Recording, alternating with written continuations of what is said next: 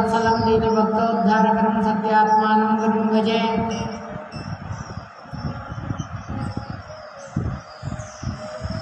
श्री गुरुभ्यो नमः। हरि ओम। ఆచార్యుల వారు ఇక్కడ నిర్ణయం లోపల చెప్తున్నారు కదా, పాండవులు ఆ కిర్మీర అనేటటువంటి దైత్యుని సంహారం చేసిన తర్వాత తమ్ములతో కలిసి 10,000 మంది యతులందరూ కూడా 10,000 మంది యతులు మరియు 88,000 మునీశ్వరులు ఆ యొక్క అరణ్యం లోపల వాళ్ళు వాసం చేస్తున్నారు. వీళ్ళతో వాళ్ళు వెంబడిస్తున్నారు. ఆ సమయం లోపల యుధిష్ఠిరుల వారు చింతిస్తున్నారు, ఏం చేయాలి, వీళ్ళందరికీ ఎలా పోషణ చేయాలి, వీళ్ళకు అన్న పానీయాలను ఎలా ఇవ్వాలి, నేను ఆ యతులు మునుల పోషణ కొరకు ఏదైనా ఉపాయాన్ని ఆలోచన చేయాలి అని పగలు రాత్రి తాను విచారం చేస్తున్నారు. ఆ పగలు అభిమాని దేవత సూర్యాంతర్గతుడైనటువంటి ఆ సూర్య భగవానుణ్ణి, సూర్యాంతర్గతుడైనటువంటి నారాయణుణ్ణి ఆరాధన చేసినారు ఆ యొక్క యుధిష్ఠిరుల వారు. ప్రతిదినము ఆ అక్షయమైనటువంటి అన్నాన్ని ఇచ్చేటటువంటి ఉత్తమమైనటువంటి పాత్రను ఆ సూర్య భగవానుడి ద్వారా వాళ్ళు పొందినారయ్యా పాండవులు. వెనక కోటి దాసులు కూడా వాళ్ళ ఇంటి లోపల ప్రతి ఒక్కళ్ళు కూడా ప్రత్యేకంగా 30 మంది దాసులు వాళ్లతో యుక్తమైనటువంటి సువర్ణ పాత్ర లోపల వాళ్ళు తినేటటువంటి ఆ యతులందరూ కూడా వాళ్ళు వెంబడించారు ఆ యొక్క యుధిష్ఠిరుల వారిని అరణ్యం లోపల. ఆ సమయం లోపల యుధిష్ఠిరుల వారు ఎలా పోషించారు వాళ్ళందరినీ అంటే ఆ అక్షయ పాత్ర సహాయంతోని వాళ్ళందరినీ కూడా పోషించారట. ఆ యతులందరూ కూడా వేరే మునీశ్వరులు వాళ్ళ యొక్క సమూహాన్ని సర్వోత్తముడైనటువంటి ఆ యొక్క శ్రీహరిని ధ్యానం చేస్తూ ఈ విధంగా ప్రాచీనమైనటువంటి కథలన్నీ కూడా వాళ్ళు చెప్తున్నారు. ఆ యతులు, ఆ మునులు వాళ్ళందరూ కూడా కేవలం అక్కడ సత్సంగమే నడుస్తుంది. ఈ విధంగా ఇంద్రప్రస్థం లోపల బహుకోటి బృందాలతో ఆ యొక్క రథాలు మరియు గుర్రాలు, ఏనుగులు ఏ విధంగానైతే దాసులు ఏ విధంగానైతే ఉంటారో ఆ విధంగా ఇక్కడ ఇంద్రలోకంలో ఏ విధంగా, ఇంద్రప్రస్థంలో ఏ విధంగానైతే ఉండేనో భగవానుడు ఇచ్చినటువంటి అక్షయ పాత్ర ఇక్కడ ఆచార్యుల వారు నిర్ణయం లోపల చెప్తే, మహాభారతం లోపల చెప్తున్నారు కదా, వైశంపాయనుల వారు అంటున్నారు, ప్రభాతాయాంతు శర్వాయాం తేషాం అక్లిష్ట కర్మణాం వనం ఇయాసతాం విప్రాహ తస్తభిర్భిక్షభో భుజోగ్రతః తానువాచ తతో రాజా కుంతీపుత్రో యుధిష్ఠిరః. ఆ సమయం లోపల వైశంపాయనుల వారు జన్మేజయుల వారి చెప్తున్నారు కదా, ఏ జన్మేజయ వినవయ్యా, తెల్లవారి లేవగానే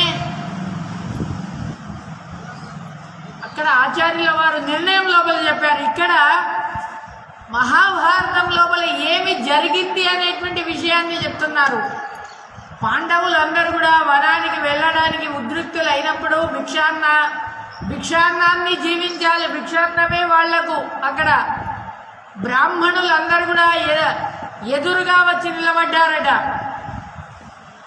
కుంతిపుత్రుడైనటువంటి ఆ యొక్క ధర్మరాజు గారు వాళ్ళతోనే అంటున్నారు కదా, మేమైతే ఈ యొక్క రాజ్యాన్ని, సంపత్తును, సర్వస్వాన్ని మేము వదిలేసి అక్కడ మూలాలు దొరుకుతాయి, పలహారాలు దొరుకుతాయి, అక్కడ ఏదైతే ఫలం దొరుకుతుందో, ఏదైతే నీళ్లు దొరుకుతాయో అడవి లోపల దాన్నే మేము ఆహారంగా స్వీకరిస్తాం. ఈ విధంగా మేము అక్కడ దుఃఖంతోని అడవికి వెళ్తున్నాము. ఆ అడవి లోపల గజాలు, సర్పాలు, చాలా ఉపద్రవాలు ఉంటాయి, మీకు చాలా తొందర అవుతుంది అని నేను భావిస్తున్నాను అని అంటున్నారు. ఓ బ్రాహ్మణులారా, మీకు క్లేశం కాకూడదు, దుఃఖం కాకూడదు అని నా అభిప్రాయం. కాబట్టి ఈ విధంగా బ్రాహ్మణులకి ఎగిన క్లేశం అయితే దేవతలే నాశనమవుతారు. ఈ విధంగా ఇంకా నా గతి ఏమి? కాబట్టి ఓ బ్రాహ్మణ శ్రేష్ఠులారా, మీరు వచ్చిన దారితోని మీరు వెళ్ళండి అని అంటున్నాడు. అనగానే ఆ బ్రాహ్మణులందరూ కూడా అంటున్నారు కదా, ఓ రాజన్ వినవయ్యా, నీకు ఏ గతి ఈ విధంగా గతి పట్టిందో మేము కూడా దాన్నే పొందడానికి సిద్ధమవుతున్నాం. సద్ధర్మచారులైనటువంటి వాళ్ళు, మీరు భక్తులైనటువంటి వాళ్ళు, మిమ్మల్ని మేము పరిత్యాగం చేయము, మీరు మమ్మల్ని పరిత్యాగం చేయండి అని అనకండి, మేము మాత్రం మిమ్మల్ని వదిలి వెళ్ళము అని అంటున్నారు. ఈ విధంగా దేవతలు సహా భక్తులలో అనుకంపాన్ని చూపెడతారు. దాని లోపల సదాచార నిష్ఠులైనటువంటి వాళ్ళు, మీరు బ్రాహ్మణుల విషయం లోపల ఎందుకు అనుగ్రహాన్ని చూపెడతలేరు స్వామి అని అంటున్నారు. ఆ యొక్క బ్రాహ్మణులందరూ కూడా యుధిష్ఠిరుల వారిని, ఆ సమయం లోపల యుధిష్ఠిరుల వారు అంటున్నారు కదా, ఓ బ్రాహ్మణోత్తములారా, నాకు ఎల్లప్పుడూ కూడా మీ సేవ చేయాలని ఉంది. పరమ భక్తి మీ పైన చాలా పరమ భక్తి ఉంది. కానీ నా దగ్గర ధనము లేదు, ధాన్యం లేదు, ఏమీ లేదు. నేను చాలా విషాదముతోనే ఉన్నాను, చాలా శోకము దుఃఖముతో ఈ విధంగా మోహానికి గురి అయినాను. నా తమ్ములందరూ కూడా ఇక్కడ దొరికినటువంటి ఏదో పండ్లు, ఆ చెట్టు మీద రాలినటువంటి పండు ఏదైతే ఉందో ఆ పండును తిని ఇక్కడ దొరికేటటువంటి నీళ్లను తాగి మేము జీవిస్తున్నాము. ఈ విధంగా చాలా కష్టతరమైనటువంటిది. ద్రౌపది మా వెంబడి వస్తుంది, ఆమె రాజ్యాన్ని వదిలింది. ఆ రాజ్యాన్ని వదిలి, ఇంద్రప్రస్థాన్ని వదిలి మాతో పాటు దుఃఖముతోని, క్లేశముతోని ఈ విధంగా వస్తుంది. అనగానే బ్రాహ్మణులందరూ అంటున్నారు కదా, ఓ రాజన్ వినవయ్యా, మమ్మల్ని మీరు ఈ విధంగా సాగడానికి కొరకు మీ మనసుకు రాకుంటే, ఒకవేళ ఈ అడవి లోపల మీరు ఎలానైతే కందమూలాలు తింటున్నారో మేము కూడా అదే కందమూలాలు తింటూ ఉంటాం. మేము మిమ్మల్ని వెంబడిస్తాం. మేము జపము చేసి మీకు ఆశీర్వాదం చేస్తాం, మంగళమవుగా కానీ ఆశీర్వాదం చేస్తాం అని అంటున్నారు ఆ బ్రాహ్మణులందరూ కూడా. ఈ యొక్క అడవి లోపల హితకరమైనటువంటి మీ కథలను చెప్తాం, మీతో పాటు కథలను చెప్పి సంతోషకరంగా ఉంటామని అంటున్నారు ఆ బ్రాహ్మణులందరూ కూడా. యుధిష్ఠిరుల వారు అంటున్నారు కదా, అది సరే, మీరు కథలు చెప్తారు సరే, కానీ ఈ బ్రాహ్మణులను సంతోషపెట్టాలి అని నాకు కూడా ఉంది, మిమ్మల్ని నిరాకరణ చేయకూడదు అని ఉంది. కానీ నేనా క్లేశాన్ని భక్తులు క్లేశానికి గురి అయితే వాళ్ళకి ఆహారాలు లేకుంటే నేను ఎలా చేయాలి, వాళ్ళకి ఆహారం సంపాదన ఎలా చేయాలి? ఈ విధంగా ఈ యొక్క పాపి అయినటువంటి ఆ యొక్క దుర్యోధనుడికి ధిక్కారము గాని అని అంటున్నాడు. వైశంపాయనుల వారు అంటున్నారు కదా, ఈ విధంగా చెప్పగానే రాజు శోకం చెంది భూమి మీద పడిపోయినాడట యుధిష్ఠిరుడు. ఏం చెయ్యాలి అని ఆ సమయం లోపల దాంట్లోపలనే ఆ బ్రాహ్మణులలో నిపుణులైనటువంటి వాళ్ళు, ఆధ్యాత్మ నిష్ఠులైనటువంటి వాళ్ళు, తర్వాత విద్వాంసులైనటువంటి వాళ్ళు శౌనక అనేటువంటి ఒక బ్రాహ్మడు ఈ విధంగా మాటలు అంటున్నాడట. శౌనకుడు అంటున్నాడు కదా, ఈ మూడులైనటువంటి మనుషులకు ప్రతి దివసము శోకమే కారణము. శోకానికి కారణం ఏమో తెలుసా? సహస్ర విషయాలు. ఈ సహస్ర విషయాలు భయానికి కారణమవుతాయి. 100 విషయాలు. ఇవన్నీ కూడా పండితులకు ఏమి కాదు. ఏ పండితుడు వానికి వాడికి దుఃఖమే ఉండదు, దాని గురించి వాడు చింతనే చేయడు. ఎల్లప్పుడు కూడా శ్రీహరినే తలుస్తాడు కాబట్టి వాడికి దుఃఖమే లేదయ్యా అని అంటున్నారు. ఆ యుధిష్ఠిరుల వారికి చెప్తున్నారు, నువ్వైతే బుద్ధివంతుడివి, ఈ విధంగా జ్ఞానానికి ప్రతిబంధకమైనటువంటి యొక్క శ్రేయోవిఘాతమైనటువంటి అనేకమైనటువంటి యొక్క కర్మలు అనేటువంటి ఉన్నాయే,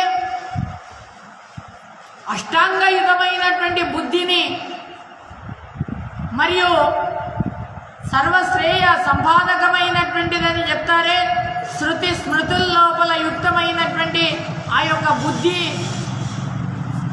దాని గురించి చెప్తున్నారు. శుశ్రూష, శ్రవణ, మనన, ధ్యాన, ఉత్ప్రేక్ష, మిథ్యాజ్ఞాన రాహిత్యము, పదార్థాల యొక్క విశేషమైనటువంటి జ్ఞానము, తత్వజ్ఞానము, బుద్ధి, ఇవన్నీ కూడా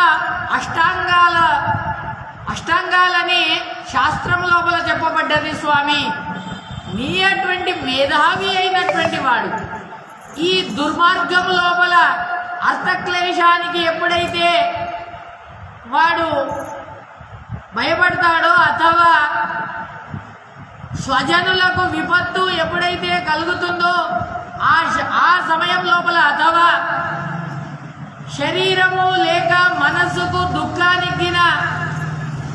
దుఃఖముగిన అయితే ఆ సందర్భం లోపల విషాదాన్ని పొందకూడదు నాయనా అని అంటున్నారు ఆ శౌనకుడు. ఆ బ్రాహ్మడు ఏమి విషాదం పొందకూడదు అంటున్నాడు. ఈ విధంగా మహాత్ములైనటువంటి జనకుడు తన మనసుకు సమాధానం తెచ్చుకొని ఈ విధంగా శోకాన్ని తాను దూరం చేసినాడయ్యా అని చెప్తున్నారు. ఈ విధంగా మానసమైనటువంటి యొక్క దుఃఖం, మనసుకు సంబంధించినటువంటి యొక్క దుఃఖము, అథవా దేహానికి సంబంధించినటువంటి ఏదైతే దుఃఖం ఉన్నదో ఈ జగత్తు లోపల అది పీడకు గురి అవుతుంది. సంక్షేపంగా మరియు విస్తారంగా ఈ యొక్క దుఃఖాలను పరిహారం చేయాలంటే ఈ యొక్క ఉపాయాన్ని వినవయ్యా అని అంటున్నారు ఆ యొక్క శౌనకుడు. వ్యాధితోని అనిష్ట ప్రాప్తి రూపకమైనటువంటి శ్రమ, ఇష్టప్రాప్తి, 4 విధాలైనటువంటి కారకమైనటువంటి యొక్క శరీరానికి దుఃఖం అనేటువంటిది జరుగుతుంది. ఏ విధంగా? వాత, పిత్త, కఫ, వైషమ్య, ఈ 4 రకాలుగా దేహానికి క్లేశం ఉంటుంది. క్లేశం అనేటువంటిది జరుగుతుంది. రోగాలు అనేటువంటివి వస్తాయి. ఈ రోగాలు దేంతో వస్తాయి? అజీర్ణంతో వస్తాయి. ఈ విధంగా ఆ దుఃఖం వచ్చేటప్పుడు రోగాలు మనుషులకు పాపానికి ఫల రూపకంగా అవి వస్తున్నాయి. స్వామి, మేధావి అయినటువంటి విద్వాంసులు, సర్వకర్మ సాక్షి అయినటువంటి శ్రీహరిని చింతన చేయాలి. చింతన చేస్తే యొక్క పాపాలు మరియు దుఃఖాల పరిహార రూపమని తెలుసుకోవాలి. క్రియాయోగ జన్యమైనటువంటి హరిప్రసాదంతోని ఆది వ్యాధి ప్రశమనలో ఆది అంటే మన మనసులో ఉండేటటువంటి వ్యాధులు అన్ని దుఃఖాలన్నీ కూడా దూరమైపోతాయి. మానసికంగా కానీ శారీరకంగా కానీ ఈ రెండు దుఃఖాలన్నీ కూడా దూరమైపోతాయి. నిత్య నైమిత్తికమైనటువంటి యొక్క రూపమైనటువంటి ఉపాయాన్ని అనుష్ఠానం చేయాలి. ఈ విధంగా మానస దుఃఖాన్ని ప్రియులైనటువంటి వాళ్ళతోని సల్లాపం చేసేటప్పుడు, మాట్లాడేటప్పుడు ఈ విధంగా దాని గురించి అప్పుడు మనం మాట్లాడేటప్పుడు ఆ దుఃఖం అనేటువంటిది ఉండదు. ఆ దుఃఖం పోతుంది. 10 మందిలో కూర్చొని ఉన్నప్పుడు 10 మందిలో మనం మాట్లాడుతున్నప్పుడు మన రోగం అనేటువంటిది ఉండదు. మన ఆది వ్యాధులు అనేటువంటివి ఉండవు నాయన. ఏదైతే చాలా వేడి అయినటువంటి ఆ యొక్క ఇనుప ముక్క ఉంటుందో ఆ ఇనుప ముక్క అది ఆ పిండ సంబంధమైనటువంటిదై పాత్రలోకి పడితే ఆ పాత్ర అది వేడి అవుతుంది, ఆ నీళ్లు. ఈ విధంగా మానస దుఃఖము కూడా అదే విధంగా ఈ శరీరాన్ని పీడిస్తుంది నాయన. అగ్ని ఏ విధంగానైతే నీటిని ఉపశమనం అనేటువంటి దాన్ని చేస్తుందో అదే విధంగా యొక్క మానస దుఃఖం అనేటువంటిది జ్ఞానంతోనే అది నాశనం అయిపోతుంది స్వామి. అందుకొరకని ఈ విధంగా మనస్సు ఈ దుఃఖానికి కారణమైనటువంటి యొక్క స్నేహము దాని గురించి తెలుసుకోవాలి స్వామి.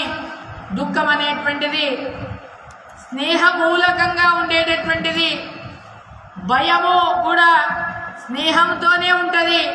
శోకము మరియు సంతోషము ఇవి రెండు కూడా ఆయాసం లేనప్పుడు స్నేహంతోనే కలిసిపోతాయి.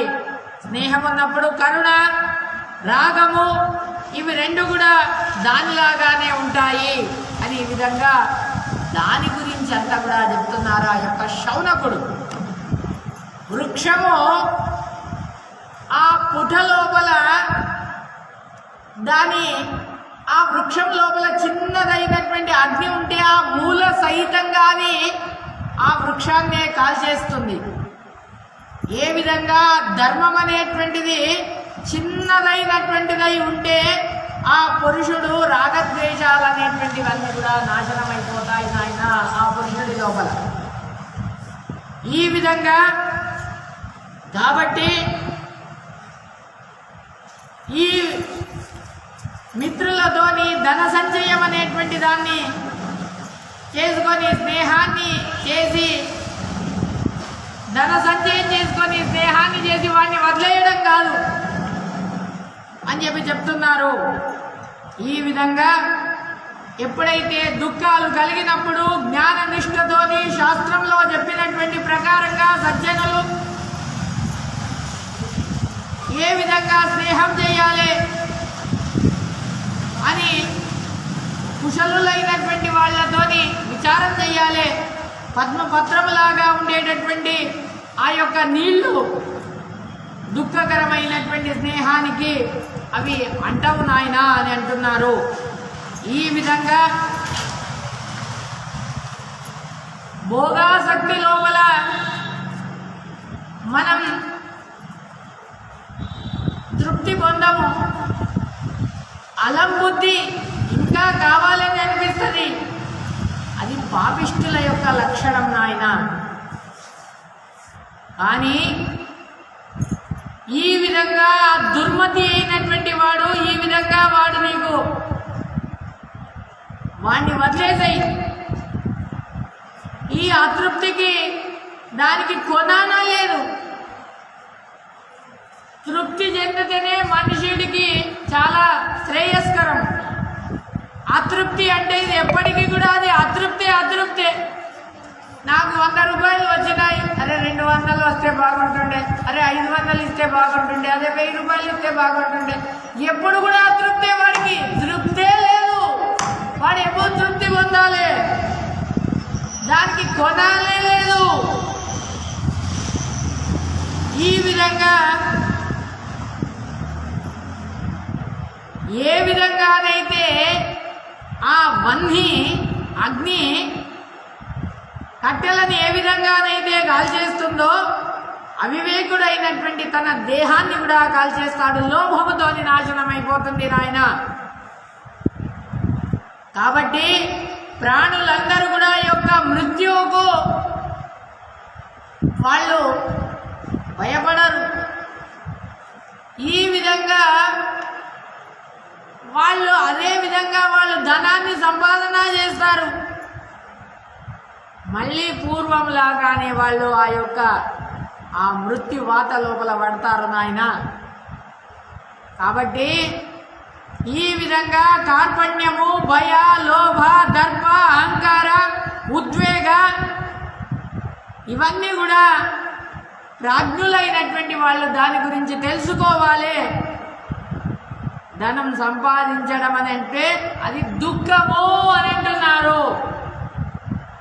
దాన్ని రక్షణ చేయాలి. ధనం సంపాదన చేయడం కాదు, సంపాదన చేస్తాం. సంపాదన చేసిన తర్వాత దాన్ని రక్షణ చేయాలి. అది ఎటు పోకుండా చూడాలి. ఈ విధంగా అది ఒక దుఃఖం. ఈ విధంగా అందుకొరకని అది ఖర్చైనా దుఃఖమే. ఆ ధనం కొరకు ఇంకొకళ్ళని కూడా చంపుతారు. అటువంటిది ఈ విధంగా ఉంది నాయన. మూఢులైనటువంటి వాళ్ళు అసంతుష్టులు, వాళ్ళు సంతుష్టులే కాదు. ప్రాజ్ఞులైనటువంటి వాళ్ళు ఎల్లప్పుడూ కూడా వాళ్ళు సంతుష్టులైతారు. మూఢులైనటువంటి వాళ్ళు అసంతుష్టులైతారు అని ఈ విధంగా చెప్పి, ఏ పండితులైతే ఉన్నారో వాళ్ళు సంతోషాన్ని, తృప్తిని పొందినటువంటి వాళ్ళు. తృప్తి అంటే వాళ్లకు ధనం ఉన్నట్టే. ఈ విధంగా యవ్వన రూపం లోపల తాను జీవనం చేసి ధన సంచయాన్ని చేసి ఆరోగ్య ప్రియమైనటువంటి ఈ విధంగా అనిత్యమైనటువంటి వివేకితోని వాడు వేరే వాళ్ళతోని ఆశపడకూడదు. ధన సంచయం చేయాలి. దేని కొరకు? ధర్మాని కొరకు చేయాలి నాయన అని అంటున్నారు. ఈ విధంగా వేరే వాళ్ళందరినీ కూడా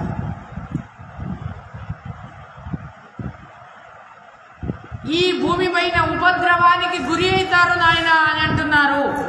ఏ యుధిష్ఠిరా, నువ్వైతే అర్థానికి ఆశపడలే, నువ్వు ఆ డబ్బుకి ఆశపడలే. నీకా డబ్బు సంపాదన నీ దగ్గరనా కోట్ల కోట్ల కోట్ల కోట్ల కోట్ల రాశి ఉంది నీ దగ్గర అర్థ అని మేము దాని కొరకు, నువ్వు డబ్బు కొరకు ప్రాధేయపడుతున్నావని మేము అనుకుంటలేము. కానీ ఈ విధంగా ఇచ్చ అనేటువంటి దాంతో నువ్వు విముక్తుడవిగా అనగానే యుధిష్ఠిరుల వారు అంటున్నారు కదా, ఓ పూజ్యులైనటువంటి వాళ్ళు, నా భోగం కొరకు నేను ఏది కూడా నాకు కావాలి, నేను తినాలి, నేను ఈరోజు మంచి బట్ట కట్టుకోవాలి, అందుకొరకని నేను ఏ ధనాన్ని సంపాదించా నాకు అవసరం లేదు. ఈ బ్రాహ్మణులను పోషించాలి కదా, ఇంతమంది బ్రాహ్మణులందరినీ కూడా పోషించాలి. కాబట్టి వాళ్ళందరినీ పోషించడానికి కొరకు నా దగ్గర డబ్బు లేదే అని అంటున్నానే కానీ నాకు లోభం లేదయ్యా అని అంటున్నాడు. ఏ బ్రాహ్మణుల్లారా, గృహస్థాశ్రమే అయినటువంటి వాడు, నా అటువంటి వాడు, మమ్మల్ని అందరినీ కూడా మీరు అనుసరించి వచ్చినారే, బ్రాహ్మణుల రక్షణ పాలన చేయాలని అనుకుంటున్నారే, ఇదందరికీ కూడా పంచి ఇవ్వండి, భోగించండి అని గృహస్థాశ్రమే అయినటువంటి వాడికి ఈ విధంగా అది శ్రేష్టమా? ఒక దర్భచాప, తర్వాత కూర్చోవడానికి భూమి, తాగడానికి నీళ్లు, మంచి మాటలు, ఈ నాలుగే సజ్జనులకు కావలసినటువంటిది నాయన. కూర్చోవడానికి దర్భచాప, పడుకోవడానికి దర్భచాప, భూమి ఉండాలి, నీళ్లు ఉండాలి, తాగడానికి మంచి మాటలు ఉండాలి, చాలు అంతే సజ్జనులకు అని ఈ విధంగా ఎప్పుడైతే ఈ విధంగా అనగానే నేనా ఈ వస్తువులను ఇవ్వాలంటే నేను మీ అందరికి కూడా శయనం ఏర్పాటు చేయాలంటే నా దగ్గర లేదు. నేను మీ అందరికి కూడా ఆసనాలు ఏర్పాటు చేయలేను. మీ అందరికి కూడా నీళ్ళ దాహం వేస్తే దాహార్తిని కూడా తీర్చలేను. మీ అందరికి కూడా ఆకళ్ళైతే అన్నం పెట్టలేనటువంటి పరిస్థితుల్లో నేనున్నాను. ఇప్పుడు వచ్చినటువంటి అతిథిని మా దృష్టితోనే చూడండి స్వామి. ఈ విధంగా మంచి మాట్లాడాలి, మంచి భోజనం పెట్టాలి అని అంటున్నారే. అర్చన చేయాలి, అగ్నిహోత్రము, గో సంపత్తి, జ్ఞాతులు, అతిథులు, బాంధవులు, పుత్రులు, పత్ని, సేవకులు, వీళ్ళందరినీ కూడా యజమానుడు దయించేస్తాడు. కానీ తన కొరకు ఎన్నడూ కూడా ఇంకొకళ్ళని అడగడయ్యా.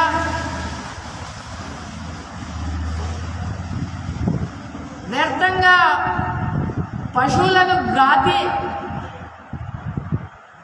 ఘాతం చేయకూడదు. ఒక్కడే కూర్చొని భోజనం చేయకూడదట. అందుకొరకని చెప్తున్నారు. మహాభారతం లోపల చెప్పిందంతా కూడా ఇది శాస్త్రం. ధర్మరాజు గారు అంటున్నారు కదా, ఒక్కడే కూర్చొని భోజనం చేయకూడదు. ఏది శాస్త్రం లోపల శుద్ధి అయిందో ఆ వస్తువుతోని శుద్ధి కాలేదు, ఏది శాస్త్రంతోని శుద్ధి కాలేదో ఆ వస్తువుతోని హోమం చేయకూడదట. కుక్కలు, శ్వమజుగులు, పక్షులు భూమిపైన అన్నాన్ని జల్లుతారు. ఆ వైష్ణదేవం అని చెప్తారు. ఆ వైష్ణదేవం పేరు మీద వైష్ణదేవం అయిన తర్వాత బలిహరణం చేస్తారు. ఆ బలిహరణ అయిన తర్వాత దాన్ని పగలు రాత్రి చూడాలి. ఇక్కడ వచ్చి అవన్నీ ప్రాణులన్నీ కూడా తింటాయి. నిత్యము విగసాన్నాన్ని భోజనం చేయాలి. నిత్యం కూడా అమృతాన్ని భోజనం చేయాలి. అమృతాన్నాన్ని ఆ విగతాన్నం అంటే ఏమి అంటే, విగసాన్నం అంటే మృత్యులు భోజనము చేసిన తర్వాత మిగిలినటువంటి ఏదైతే పదార్థం ఉంటుందో అది విగసాన్నము అని అంటారు. తర్వాత యజ్ఞం లోపల మిగిలినటువంటి ఏదైతే శేషం ఉంటుందో అది అమృతాన్నము అని అంటారు నాయన అని అన్నారు. ఈ విధంగా దేవతలు, పితృలు, మనుషులు, సన్యాసులు, ఐదో వాళ్ళైనటువంటి వాళ్ళు అతిథులు, వీళ్ళందరూ కూడా వెంబడించాలి అని ఈ విధంగా పంచదక్షిణ రూపకంగా యజ్ఞాన్ని చెప్పినారు. ఈ విధంగా శుద్ధి అయినటువంటి అన్నాన్ని మాత్రమే వాళ్లకు పెట్టాలి. అప్పుడే పూర్ణమైనటువంటి ఆ యొక్క ఫలం దొరుకుతుంది నాయన అని ఈ విధంగా ఎప్పుడైతే చెప్పగానే ఆ సమయం లోపల ఓ పూజ్యుల్లారా వినండి, గృహస్థాశ్రమమైనటువంటి వాడు ఇటువంటి ఈ యొక్క ఆచరణ చేస్తారో ఈ యొక్క ధర్మం లోపల శ్రేష్టమైనటువంటిదని నా యొక్క అభిప్రాయం అనగానే శౌనకుల వారు అంటున్నారు కదా, అయ్యో చాలా కష్టతరం నాయన అని అంటున్నాడు. ఈ యొక్క జగత్తంతా కూడా తల కిందుకు అయిపోయింది. ఎందుకొరకంటే సజ్జనులందరూ కూడా వాళ్ళు దూరం జరిగిపోయినారు సిగ్గుతోని. దుర్జనులందరూ కూడా సంతోషంతో తిరుగుతున్నారు స్వామి. ఈ విధంగా వాళ్ళందరూ కూడా అన్యాయము, అక్రమము, అరాజకం అనేటువంటిది పెరిగిపోయింది భూమి పైన. ధనాన్ని సంపాదిస్తున్నారు, వృత్తులను పోషిస్తున్నారు, శేషాన్ని భోజనం చేస్తున్నారు. ఈ విధంగా ఇంద్రియాలకు వశమై దిగ్భ్రాంతితోని ఈ విధంగా ఆ దుష్టమైనటువంటి తన ఇంద్రియాలనే తాను నియంత్రించలేకపోతున్నాడు. ఈ 6 ఇంద్రియాలున్నాయే లోపల అరిషడ్వర్గాలు, కామ, క్రోధ, లోభ, మోహమద మాత్సర్యాలు అనేటువంటివి తమ విషయాల యొక్క సంపర్కాన్ని పొందినప్పుడు మనసు ఆ సంస్కారంతో ఉద్బోధం అనేటువంటిది అవుతున్నదయ్యా. ఎవరికైతే ఇంద్రియాల విషయం లోపల మనసు లోపల కొట్టుకుంటున్నదో వాడికి కుతూహలం అనేటువంటిది, అనంతరము ప్రవృత్తి అనేటువంటిది జరుగుతుంది నాయన. అనంతరం ఈ మనసుకు సంకల్ప సామర్థ్యం అనేటువంటిది కూడా ఉంటుంది అని ఆ యొక్క శౌనకుడు చెప్తున్నాడు ఆ యొక్క ధర్మరాజు గారికి. అనంతరం భార్య తర్వాత వాళ్ళతోని విహారం చేయడము, మహాధనాన్ని పొందడము, మోహానికి బలి కావడము అని ఈ విధంగా చెప్పి, ఈ విధంగా ఏ విధంగానైతే అవిద్య, కర్మ, అతృప్తి వీటితోని యొక్క సంసారం లోపల నానా జీవుల లోపల మనం తిరిగి చక్రం లోపల ఈ యొక్క కాలచక్రం లోపల తిరుగుతాం. నానా జీవులలో మనం పుడతాము చేస్తాము నాయన. మనం జన్మించేటప్పుడు బ్రహ్మాది తృణాది ఈ జీవులలో కూడా ఈ నీటి లోపల భూమి యందు అనేకమైనటువంటి భూమి పైన మరియు ఆకాశం లోపల పునః ఒకసారి భూమి పైన, మళ్ళీ ఒకసారి ఆకాశంలో, ఈ విధంగా ఒకసారి ఇక్కడ ఒకసారి ఆ యొక్క అంతరిక్షం లోపల మనం వెళ్తుంటాం నాయన అని చెప్పినారు. ఇది అజ్ఞానులైనటువంటి వాళ్ళకు గతి. ఎవరైతే ధర్మం అనేటువంటి దాన్ని తెలుసుకుంటారో మోక్షం లోపల వాళ్ళు ఉత్తమమైనటువంటి ఆ యొక్క జ్ఞానులను పొందుతారో వాళ్ళకు ఉత్తమమైనటువంటి గతి కలుగుతుంది నాయన. ప్రవృత్తి కర్మను వదిలి నివృత్తి కర్మను వాళ్ళు, ప్రవృత్తి కర్మ అంటే నాకు అది కావాలి ఇది కావాలని కోరుకోవడం, ఏది కూడా కోరుకోకూడదు. నివృత్తి కర్మను మాత్రమే కోరుకోవాలి. వేద వచనాలను మనం అనుసరించాలి అని ఈ విధంగా చెప్పినారు. ఆ పూజ, అధ్యయనము, దానము, తపస్సు, యథార్థ జ్ఞానము, క్షమ, ఇంద్రియ నిగ్రహము ఇవన్నీ కూడా అష్టవిధములైనటువంటి మార్గాలని చెప్పబడ్డాయి నాయన అని చెప్పి ఆ యొక్క శౌనకుడు ధర్మరాజు గారికి చెప్తున్నారు. దాంట్లో మొదటిది మొదలు 4 యొక్క పితృయానం లోపల వచ్చేటటువంటివి నాయన. ఇవి మన యొక్క కర్తవ్యం అని చెప్పినారు. అహంకారంతో, మాత్సర్యంతో వీటిని ఆచరించకూడదు. తర్వాత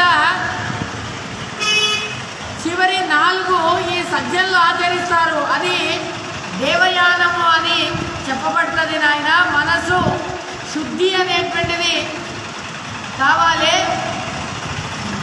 మనసు ఎవరికైతే శుద్ధి కలుగుతుందో వాళ్ళు ఈ విధంగా 8 విధాలైనటువంటి అంగాలతో కూడినటువంటి ఈ ధర్మాచరణలు అనేటువంటి దాన్ని చేయాలి.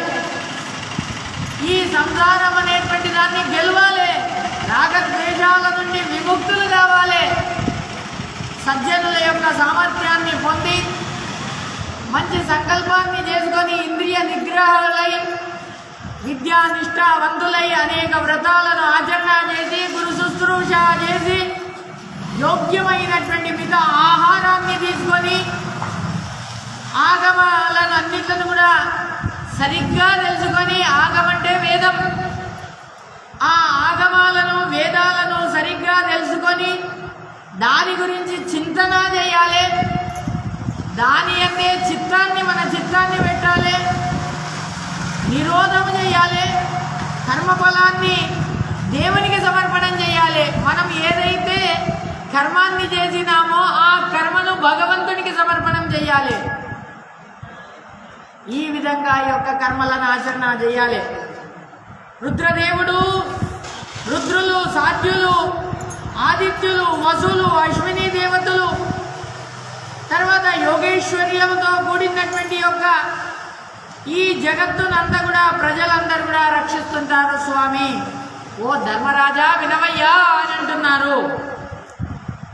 నువ్వా ఈ పుష్కలమైనటువంటి తపస్సును చేశావు, తపస్సు సిద్ధిని పొందావు, యోగ సిద్ధిని కూడా పొందినటువంటి వాడివైనావు అని ఈ విధంగా చెప్తున్నారు. నువ్వు మంచి తల్లిదండ్రులను పొందినావు, ఈ విధంగా నువ్వు సిద్ధిని పొందినటువంటి వాడివి. కాబట్టి బ్రాహ్మణులను పోషించడానికి కొరకు నువ్వు తపస్సు చేయవలసినటువంటి అవసరం లేదు. సిద్ధులైనటువంటి వాళ్ళు ఏ విధంగా ఇచ్చా చేస్తారో దానిలాగానే నీకు అనుగ్రహం అనేటువంటిది కలుగుతుంది నాయన, నీ మనోరథం పూర్తి అవుతుంది అని అన్నారు. వైశంపాయనుల వారు అంటున్నారు కదా, శౌనకులు ఈ విధంగా చెప్పగానే కుంతీసుతుడైనటువంటి యుధిష్ఠిరుడు తన తమ్ముళ్లతో కలిసి తమ పురోహితుడైనటువంటి దౌమ్యాచార్యుల వారిని సమీపించి ఈ విధంగా అంటున్నారు కదా, అడవికి వెళ్ళినాను, అడవికి వెళ్లే ముందు వేద పారంగతులైనటువంటి అనేకమైనటువంటి బ్రాహ్మణులందరూ కూడా మమ్మల్ని వెంబడించారు కదా, బహు దుఃఖముతో కూడినటువంటి వాళ్ళు. ఈ విధంగా వాళ్ళను రక్షణ ఏ విధంగా చేయాలి, వాళ్ళను రక్షణ చేయడానికి నేనా సమర్థుడను గానే ఇప్పుడు ఏం చెయ్యాలి, వాళ్ళనా నేను వదిలిపెట్టలేను, వాళ్ళనా వదిలిపెట్టి ఉండలేను, వాళ్ళనా పోనీ వాళ్ళను రక్షణ చేయాలంటే అంత శక్తి నా దగ్గర లేదు, నేనేం చేయాలి, కిం కర్తవ్యం అని ఎప్పుడైతే అడగగానే వైశంపాయనుల వారు అంటున్నారు కదా, ధర్మిష్ఠులైనటువంటి శ్రేష్ఠులైనటువంటి ఆ యొక్క దౌమ్యాచార్యుల వారు ఈ మాటలను విని ఒక ముహూర్త కాలము మనస్సు లోపల ఆలోచన చేసి ముందర చేసేటటువంటి కార్యాన్ని విధానాన్ని జ్ఞాన దృష్టితోని చూసి యుధిష్ఠిరుల వారికి ఈ విధంగా చెప్తున్నారట దౌమ్యాచార్యుల వారు. వెనక సృష్టించబడినటువంటి యొక్క ప్రాణులందరూ కూడా వాళ్ళు చాలా ఆకలితో ఉన్నారు. ఈ విధంగా వాళ్ళ ఆకలి బాధలను తీర్చడానికి ఎవరు అంటే ఆ సూర్య భగవానుడే ఆ ఆకలి బాధలను తీర్చినాడు. సూర్యుడే తండ్రి అయి ఆ ప్రాణులందరికీ కూడా అనుకంపముతోని ఉత్తరాయణం లోపల తన కిరణాలతోని ఆ లోకాల యొక్క సామర్థ్యాన్ని అంతా కూడా తాను సామర్థ్యాన్ని అంతా కూడా పొంది తర్వాత దక్షిణాయనం లోపల భూమి పైన తాను ఆ యొక్క వర్షాన్ని కురిపించినటువంటి వాడైనాడు ఆ యొక్క సూర్య భగవానుడు. ఈ విధంగా అంతరిక్షం లోపల ఆ యొక్క తేజస్సుతోని కిరణాలతోని సూర్యుడు ఆ యొక్క జగత్తుకు దాన్ని ఈ విధంగా అక్కడ ఆ వర్షాన్ని కురిపించాడయ్యా. షడ్రసోపేతమైనటువంటి ప్రాణులందరికీ కూడా యోగ్యమైనటువంటి ఔషధులన్నీ కూడా భూమి పైన వాళ్ళకు లభ్యమైనాయి, ఆహారం లభ్యమైంది.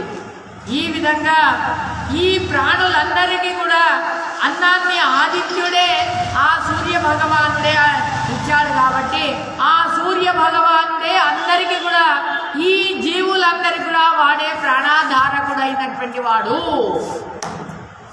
కాబట్టి ఈ ప్రాణులందరికీ కూడా స్వామి వాడే. కాబట్టి ఆ సూర్య భగవానుడికి నువ్వు శరణువు అని ఆ దౌమ్యాచార్యుల వారు చెప్తున్నారు. కుల శుద్ధితో ఉండేటటువంటి కర్మలతోని మహాత్ముడైనటువంటి ఆ యొక్క రాజు పుష్కలమైనటువంటి తపస్సులు చేసి ప్రజలందరి యొక్క దుఃఖాన్ని దూరం చేయాలనేటువంటి ఉద్దేశం చేత సార్వభౌముడైనటువంటి కార్తవీర్యార్జునుడు పృథ్వీ పైన మరియు నౌషుడు ఏ విధంగా తపోయోగంతో ఆచరణ చేసి ప్రజలందరినీ కూడా ఆపత్తు నుండి దూరం చేసినాడు. ఏ కౌంతేయ వినవయ్యా, ఈ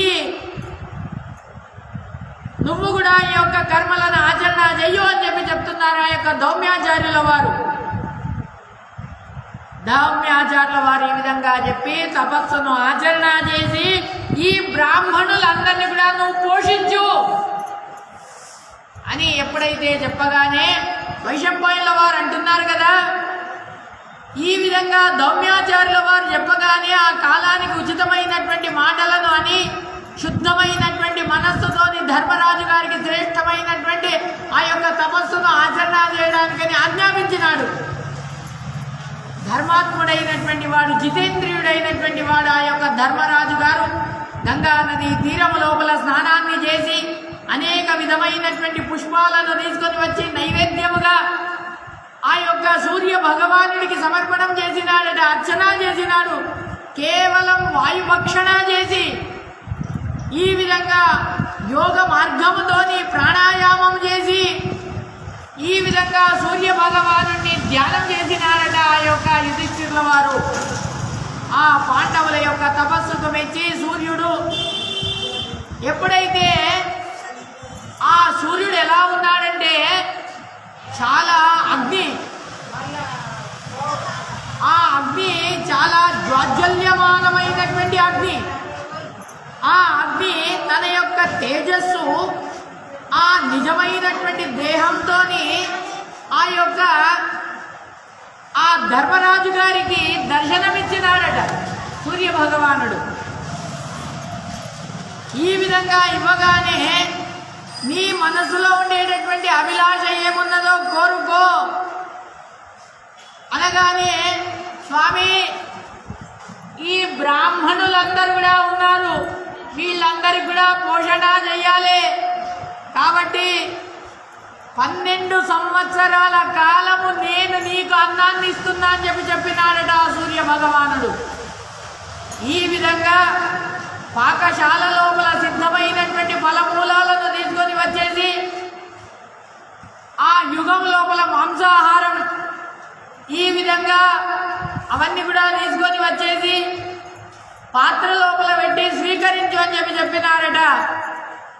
వ్రతధారి అయినటువంటి ఆ యొక్క ద్రౌపది మాత ఆ పాత్రను చతుర్విధమైనటువంటి అన్నము, భక్ష భోజ్య చౌష్క లేహ్య ఈ విధంగా 4 విధాలైనటువంటి అన్నాన్ని సిద్ధము చేసి అక్షయమైనటువంటి ఆ యొక్క స్వామికి సమర్పణం చేసినారు.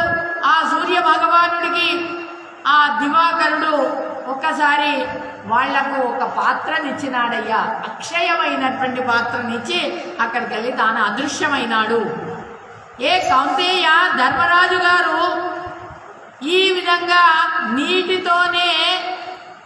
నీటి అందే నిలబడి ధర్మజ్ఞుడైనటువంటి తన తమ్ముళ్లతో కలిసి ఆ దౌమ్యాచార్యుల వారి యొక్క పాదాలకు నమస్కారం చేసినాడట.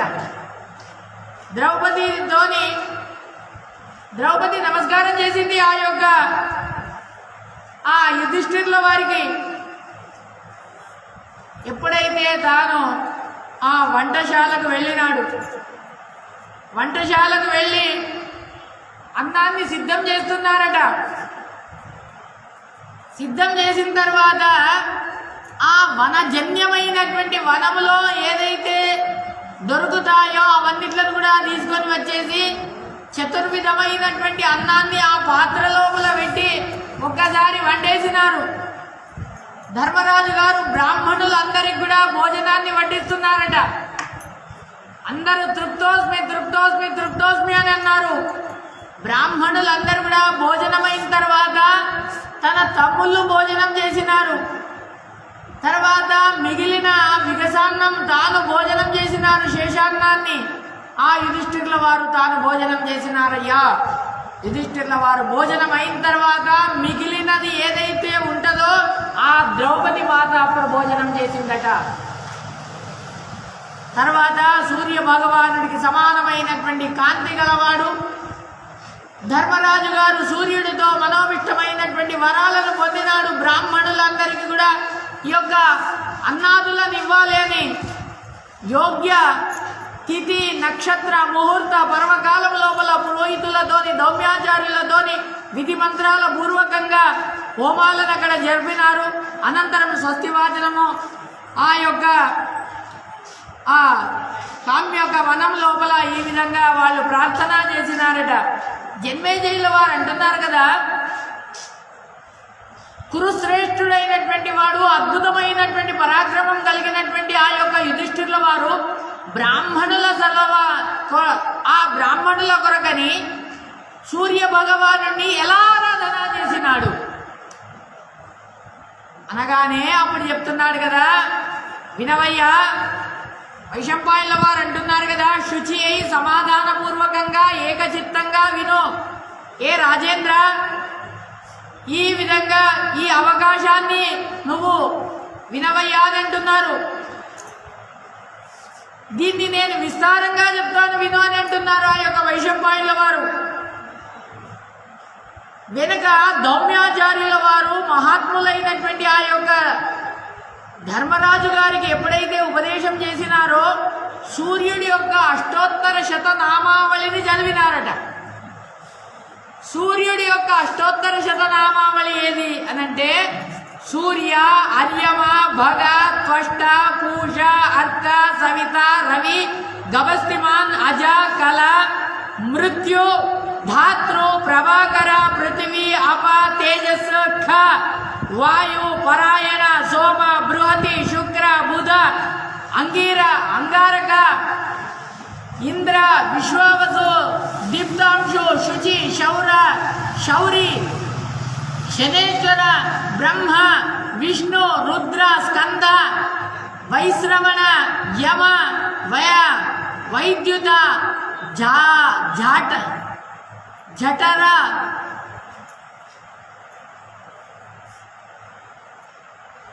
జఠర, అగ్ని, ఇంధన, తేజసాంపతి, ధర్మధ్వజ, వేదకర్త, వేదాంగ, వేదవాహన,